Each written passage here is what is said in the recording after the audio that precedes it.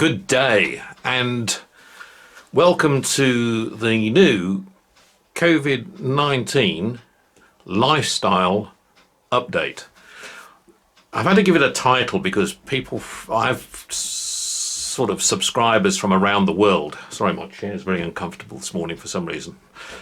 Yes, I have subscribers from around the world, believe it or not, who sometimes battle to find what I'm putting out. I'm not using my YouTube channel as a means to make income or money. So I just put stuff on as any old file, really, as much as anything else. But recently, YouTube's become a lot more of interest for many people. I assume it's because a lot more people spending a lot more time at home, flicking through their channels and everything else.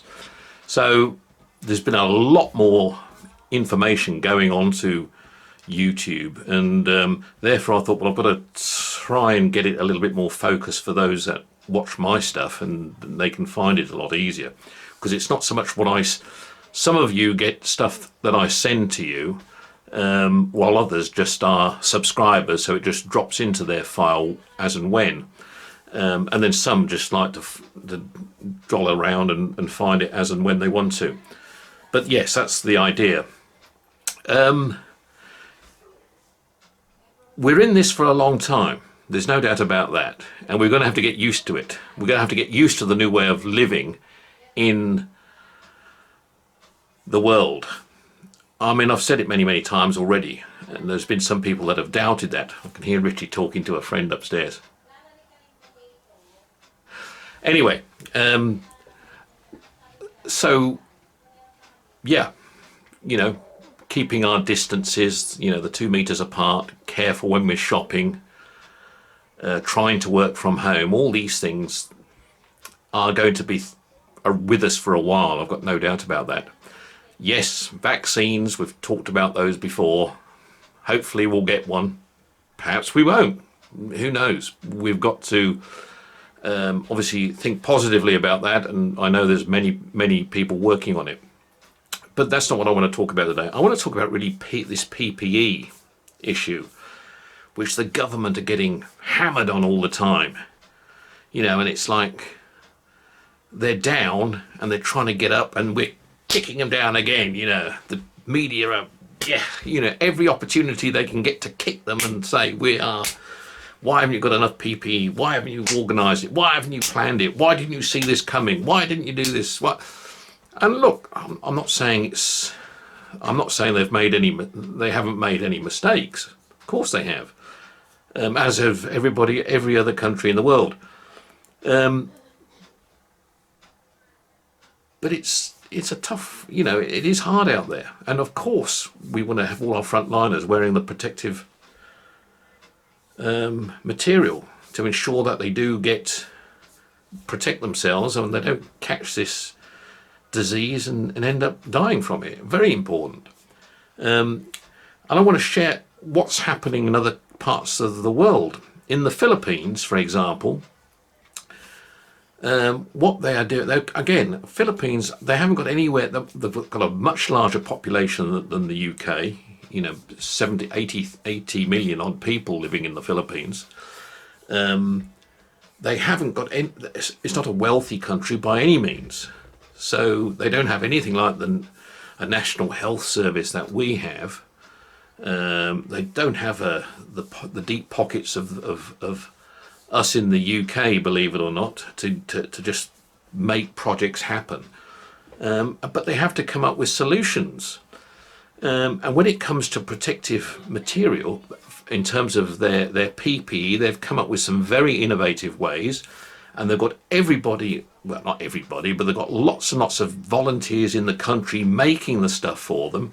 And they've come up with all kinds of concepts as well, and here's some of them that just make it real. Look at these colours and fantastic thing. Look, it's a colourful country.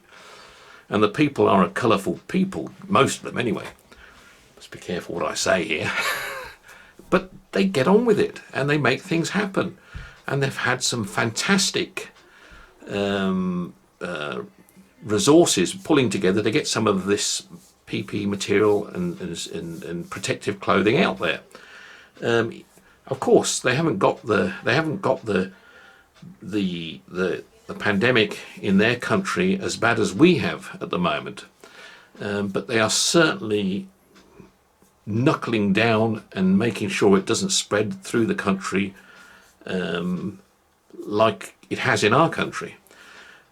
They are very concerned, obviously, because it is in most of the provinces in the Philippines now, not quite all of them. I heard, it's in Cebu, but it's not in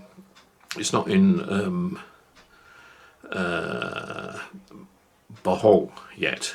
So it's across Manila, and Manila's obviously the worst hit area at the moment. The good thing about the Philippines, from a viral protection point of view, is it is made up of over 7,500 islands.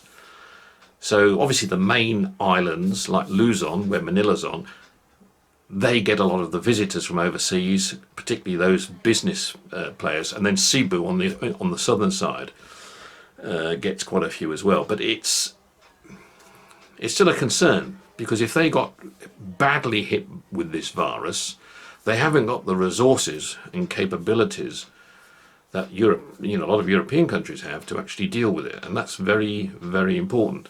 There are countries now in Asia starting to pick up this virus, and it's starting to hit them hard when they thought initially it was going to miss them. Japan has suddenly got significant growth in the virus, and so has Singapore. It's suddenly started growing in Singapore when they had been quite well isolated for a period of time. So there's certainly major concerns. This disease is going to be, because it's not going to go away. It's going to be around us for a while. Well, forever, possibly. That's the way we've got to see it as. So, so PPE, my view is, yes, we've heard the government have cocked it up. Whether they've cocked it up or whether it's just the logistics of everyone in the world wants the same stuff at the same time, and not enough drive has been put into more and more people making it for us. The real thing I have about the UK at the moment is, if in doubt, and it's a cock-up, blame the government. Boris, you've done that again. Boris, you've done that again.